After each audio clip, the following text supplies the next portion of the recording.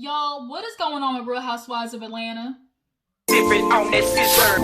Different on that scissor. Different on that scissor. Hey you guys, what's up? What's up? Your girl G here. Welcome back to my channel. You know what it is. It was Sunday yesterday, so that means Real Housewives of Atlanta came on. After Real Housewives of Potomac has gone off, you guys, we're actually just kind of waiting for the new, shit to pop off. But right now, it's Real Housewives of Atlanta, but it's kind of, I ain't gonna lie, a little dry. The beginning of this season, it's a little parched. I need a little bit moisture when it comes to Real Housewives of Atlanta. But I guess next episode it's where it's gonna start picking up a little bit more. But until then, you guys, let's go ahead and get into the episode. A little yang that it was.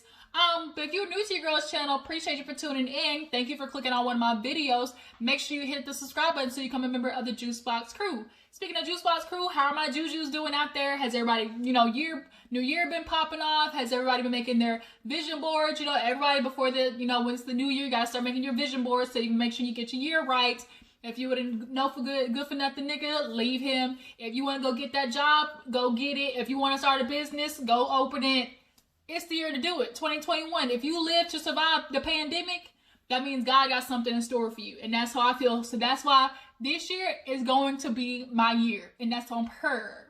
Anyways, let's get into Real Housewives of Atlanta. First of all, real quick, wait a minute. Don't play with it, okay? All right, let me stop playing. I still going to talk about these hoes. So let's get into these healthers. So, we open up the episode, real quick, little funny moment that had Riley talking to Kandi, I guess, what's his name, Don Juan, was like, oh, Riley, you called, no teacher's getting ready to come to you and be like, oh, you forgot to turn in your thing. And Kandi was like, well, no, she did her work. And Riley was like, yeah, but you're not the scholar. And Kandi was like, excuse me? And Riley basically called her mom stupid. She like, you street smart, but it's whatever. Y'all, I don't want to be rude, and I want to make sure this comes out the right way, but we all know Riley got her nose done, right? Am I the only one feeling like they might have went too small, or they turned the nose part up too much? Like, it's just something about it is just not vibing with her features, and that's how I'm feeling. Y'all drop it down in the comments. Let me know. Am I the only one? But okay. So, this piece of hair? Go down.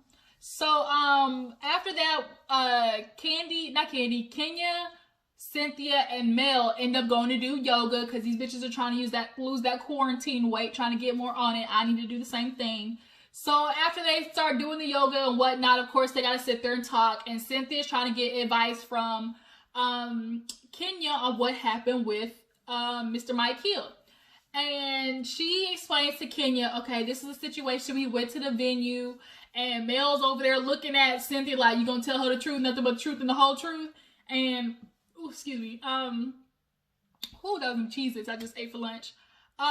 So Cynthia was like, yeah, I don't know what I'm gonna do because Mike's a little upset with me right now. We talked about the venue and the date, and I told him, I don't know what we're gonna do. And that's what Mel said. No, you said, bitch, I don't know. And so to him, we saw how that argument went. Like, it's confusing, Cynthia, because now you don't want this date that you literally have been speaking about all year. Like last year, when you first met this man damn near, you was talking about 10, 10, 20.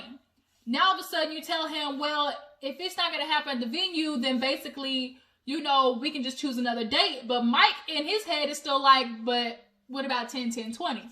You said 10, 10, 20. I know I heard 10, 10, 20. The whole world heard 10, 10, 20. Bitch, your earrings said 10, 10, 20. Like, what is it? So, Kenya kind of put Cynthia on a little spot and basically was like, that's not what Mike heard. All Mike is like, because Cynthia thinks like Mike heard, oh, if you don't marry me right now, then I don't want to be with you. And that's totally not the case. Mike is just telling you, well, I'm going along with your plan. You said 10, 10, 20, so I would like to be your husband on said date that you have kept saying. And if you don't, then like, I'm going to feel away, obviously, because now it's starting to feel more about the production of the wedding than about us actually getting married. And that's kind of Kenya in her own roundabout way basically told Cynthia, bitch, you want this whole story, you want the whole Cinderella moment, you want all of the wedding to people to come see and party, you want the whole shindig for the theatrics of it all instead of getting married to the man that you love.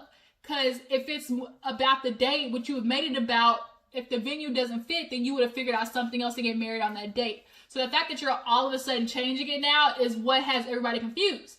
So King is kind of yelling at her, and Cynthia's like, just shut up, be my friend and support me, shut up. And Kenya was just going in on her, and finally she, she's like, I'm gonna be quiet, lock the key, throw it away. And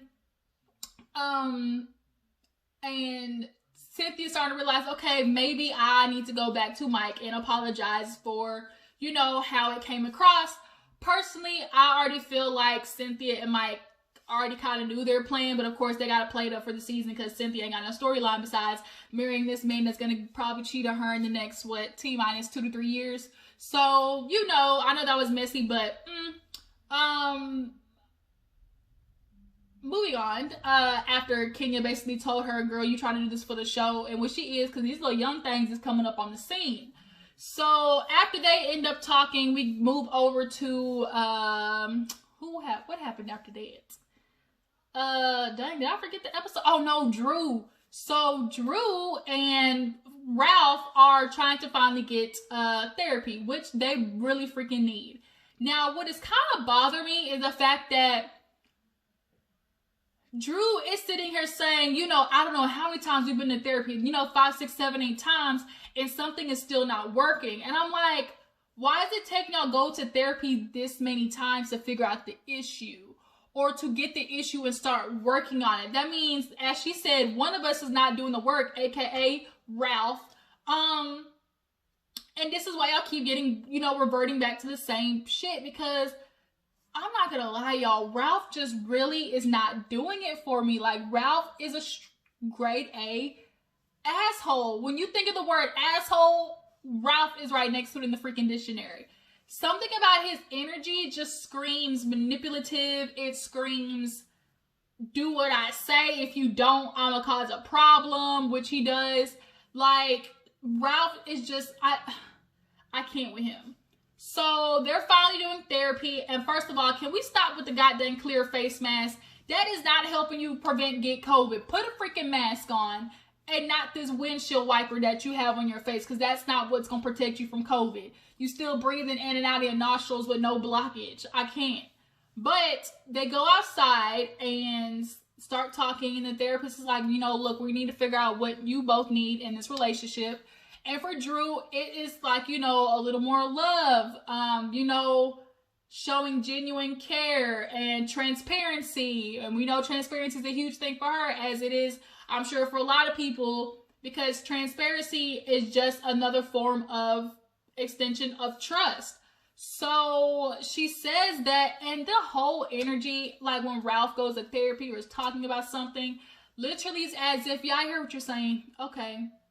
Yeah, but what about this? Or, but that's not what it is with here with me. And it's like, it's just something about his energy, y'all, I just do not vibe with. Drew, you a better girl than me. I'm sure most of us, because the way Ralph's aura is set up, like, bitch, I cannot. So she's like, I don't know what to do. Like, I'm trying. Then we get more backstory. Like, for her, Ralph is talking about, I don't want you to, emasculate me, treat me the way your mother treated your dad. Now, when he said that, I was like, skirt, like, okay, we need to dig into more of Drew's backstory with her mom. But besides that fact, I mean, just from the little bit we've seen from her mom, we can definitely tell she is the epitome of strong Black woman, but doesn't know when to back down. I don't get that vibe from Drew. As she said, I don't emasculate you. But see, the thing is, Ralph's version of emasculating is a little crooked. He feels like he's being emasculated if you ask questions. He's the type of nigga that feels like if you ask him, hey, babe, can you do this? Or before you go do that, like, can we at least have a conversation about it first? Like, a woman checking up on a situation is not trying to emasculate you. That means, nigga, I need information, aka the house. When we get his background, you know, he explains how his mom, he basically was helping his mom, you know, with the house. And being a single mother, it hardens you and it makes you not as empathetic and sensitive and, you know, forgiving to your children. It makes them really, really hard. And ask any child who's really just been raised with a single mother, especially a single black mom, the type of energy that bounces off of them is just one of struggle, mental and emotional, just turmoil. And kids feel that. You feel what your parents are giving off and the struggle that they go through every day. When that energy comes in the house, it bounces onto you. But he leaves the mom because, you know, he was feeling unappreciated. And he goes to live with the dad. And not too long after that, the mom loses the house. And that's when she later then comes back and says she's sorry.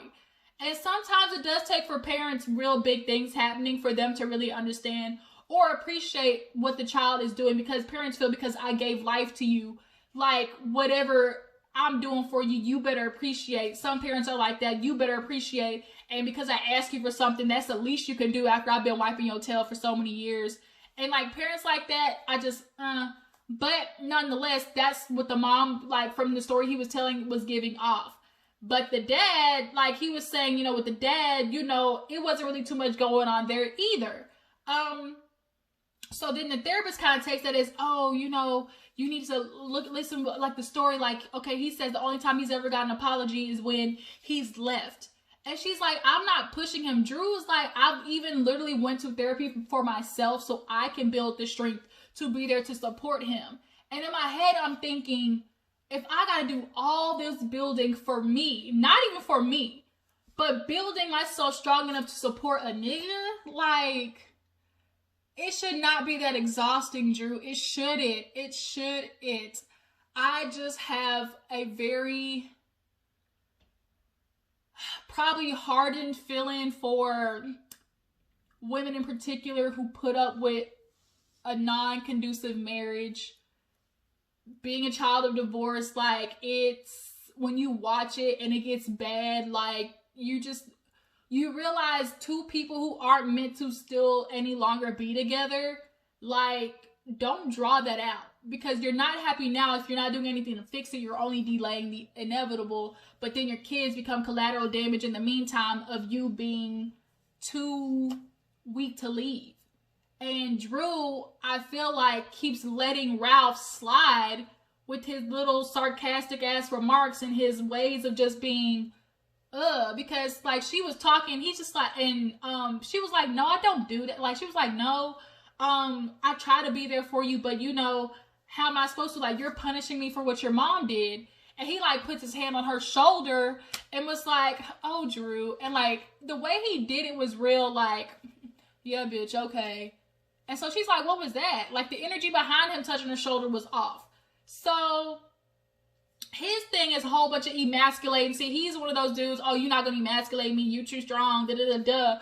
But emasculating Drew, you better get your name on that goddamn house deed. Because the fact that he's talking about my lawyer's going to see it, you know, we're going to pick up my house, and you just pick up the boxes, bitch, your name ain't going to be on nothing.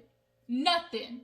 You better double check all of your information, because the way that Ralph is acting, you're going to end up with nothing but a shoebox when this shit is all said and done. Because let me tell you, you ain't going to make it another 2-3 years with this man because he refuses to change. He does not want to change, period. You can tell. He's never wrong.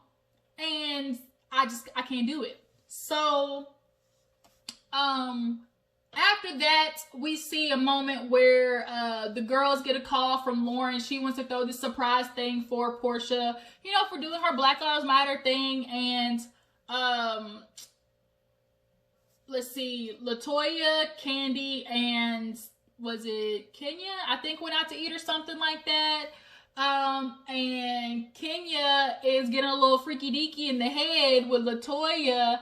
And, you know, there's a little energy between them. So it's starting to make me feel like the shit that happened at the bachelorette party, shit, was it Kenya?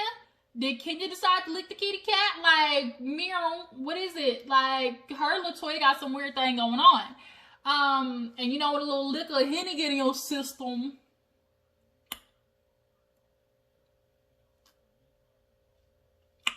you know. So, we see a little part where Kenya is talking to Kandi and she wants to do like a surprise party for Cynthia. But she's like, oh yeah, you know, I want you to send out the invites. I want you to be the host. You know, that way the ladies show up on time. And Kandi was like, bitch, it sounds like you want me to invite them because they know if you do it, they ain't coming. I said, oh, sad. And it's the truth. They did a little Xing out of the boxes. Man, everybody knows that Kenya, like, the bitches wasn't gonna come. Like, Kenya, nobody like you. No, they really don't. They don't fuck with you. You've done enough to a lot of people. But Kandi's like, I guess I'll do it. You know, I don't want to get, caught up in this, lies, fairy tales, and fallacies, but I'll do it for you, Kenya. So then after that, we see bad news that Ralph's dad had passed away. And that's super unfortunate. You know, Drew's like, what's going on with us? We're just going to have to take a back seat, obviously, with that going on. And what I fear is, just hear me out. Ralph already is in a delusional world of what he does. And now that his father has passed away, it's so unfortunate. And he definitely is going to be dealing with a lot of grieving, a lot of lashing out at Drew, a lot of doing inappropriate stuff. And what I fear is Drew is going to now give him a slide for his BS activities and the way he's acting, and shift it to, oh, he's just acting out because his father passed away. And Ralph now knows he can do messed up stuff, disappear for 3 days, come back and be like, I don't know what to do. Like, my dad's gone, and that's always going to be his thing. Watch. If Drew makes it next season, some shit is going to happen. She going to find out that he cheated on her, and he's going to use the excuse of, oh, I'm just not dealing that well with my dad's passing. He definitely is going to use that to his advantage. And I'm sorry to say it like that, but it's very, it's just, Ralph uses any type of situation in his, to bend, break it, fold it, flip it, smack it, or rub it down in his favor. And that's what's going to happen, unfortunately, with the death of his dad and how it's going to affect their marriage. So the ladies get a call from Lauren. Like I said, she's doing the party for Porsha. She tells Kandi, and Kandi's like, oh, can I bring a friend? She's like, sure, girl. Cynthia's like, can I bring Kenya? She's like, I guess. And she's like, is she gonna act right? Cynthia's like, yeah, she's my +1. She gonna be good. So Cynthia calls Kenya, and she's like, look, bitch, Laura's planning this thing, and, it's for Porsha's hard works. Kenya already feels like Porsha's getting arrested on purpose, in front of the cameras. That's what she told Kandi. Kandi's like, well, girl, at least she's doing something. What are you doing, Kenya? You steady judging her, but what are you doing? And Kandi's like, at least, I mean, what can we say? It's very hard with, with the Black Lives Matter to know what to do. And she's like, it just seems real convenient. She's always getting locked up on camera. Which one is it? Bitch, shut up. At the reunion, they don't tear you up for that. But Lauren says, yeah, you can come. And then later on, when it gets time for the party, she calls Cynthia and was like, yeah, bitch, I think I changed my mind. Can you tell Kenya, maybe this isn't it? I'm just getting a vibe. I don't think she should be there. So she calls Cynthia and is telling her about getting ready. And she's like, oh, I bought this doll for Porsha's daughter for her birthday. I'm ready to give it to her. And she's like, okay, yeah, that's so cute about that. Lauren is uninviting you, and she just kind of feels like maybe this isn't a good space for you and Porsha to be in. And Kenya hits her with, I'm not going to be petty. Really, bitch, don't nobody want to come to this party. It's so fake. She's like, if she really want to do that, fine, I'm not coming. I'll give you the gift. So then she calls Kandi right after and was like, girl, I need you to tell them about the party because I'm not going to be there. And Kandi's like, oh, for real? She's like, yeah, Lauren uninvited me. I don't even know why she even tried to invite me in the first place. This is all a whole bunch of bullshit. They just doing it for the camera. What Porsha does. And, she's just really trying to make herself be seen. And it's like, you saying all of this because you got mad that you got uninvited. So that's really how you felt below. And you was really going to try to still go to the party after feeling that way, Kenya? If anybody's fake, that's you. Because everybody knows, had you gone to that party, you were not going to act right, because she tried to tell Kandi, I know how to be hurt. I know how to be, you know, cordial with somebody and let it go. Flashback footage is Kenya like 2, 3, 4 times over acting an ass. So Kandi's like, okay, girl, like, I'll let everybody know. So then we get to the day of the party. Tanya picks up Porsha. They have LaToya there. Fallon ends up coming. All the, you know, Kandi and Cynthia, the old ass ladies under the tree. When Fallon gets there, she's sitting out talking. She's like, yeah, you know, it's just so much because I have so many kids. And LaToya's like, how many kids you got? And she's like, well, my husband has 5 and then I have 3, so total that makes 8. So she's like, oh, really? Like, how old's your husband? She's like, he's, you know, he's in his 50s. She's like, oh, I can tell. And everybody's like, huh? She's like, yeah, she just looks like a girl who dates older men with money. And I'm like, rude. And Fallon's like, Fallon didn't know whether to be offended or what. But it's like, LaToya, you ain't no better, because you definitely look like a bitch who sleep with a man, suck for a blood, make a holler for $1, do something strange for a piece of change. Mike Epps, Friday After Next. She said she was gonna send my dick from the bed. Like, that's what I get from you, LaToya. So who are you to speak? Because I'm sure you said growing up that you had a sugar daddy. So what? So, they're all sitting there. Cynthia and Kandi's over there feeling old as hell. Y'all should. You know, Kandi's like, shit, if I feel old, like, bitch, she feel anxious. And she's picking up on LaToya's energy, basically being an asshole for TV. Like, Toya's trying to definitely claim her spot. And as Kandi said, bitch, you the new Kenya, and I don't know if that's gonna get you too far, Toya. So, we did see a little scene with Porsha and Marlo talking about Dennis and, you know, them not really getting back together, but he's giving her gifts and stuff for the co-parenting. But as of right now, at that moment, they were definitely not together. Porsha, you should have been gone with his horny toad looking self. I can't. Looking like Humpty Dumpty sat on a wall. But Porsha finally gets there. Tanya pulls up. All the ladies are there. And it's just a really good vibe. Porsha gets emotional. And, like, it's so hard for Kenya to, like, accept Kenya really believing that Porsha's doing this for TV. Because, one, even if she is, at least the cameras are catching something and the awareness is getting out there. But 2, there were no cameras when she was in jail. Yeah, I think one of them, she recorded herself, but nonetheless, like, just because she's doing it on camera does not neglect her or free her of the bullshit that happens at a rally. Like, she could have got hurt. The people she came with could have got hurt. And that would have been, oh, she just got hurt for TV type shit. Like, that would have been real life. So Kenya doing that is just kind of like real, like, this is why bitches don't like you, Kenya. So, they do like a flashback of her granddad. Plus, her granddad was an activist. Like, why would Porsha not, like, think about that? So, they just kind of do like a little talk, and Portia's like, I don't need to thank you. And she's just happy all the ladies came.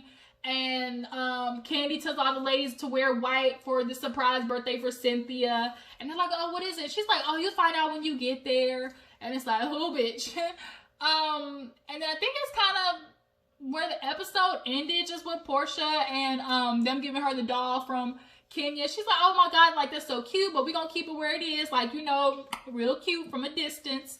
And that's honestly what happened with the episode. Not too much. Like, they just been giving us a little yang yang yang until, like, basically the bachelorette party you know, pops up and we find out who decided to lick the kitty box. So, who y'all think it was? Drop down in the comments. Who do y'all feel like swung into the lady pond?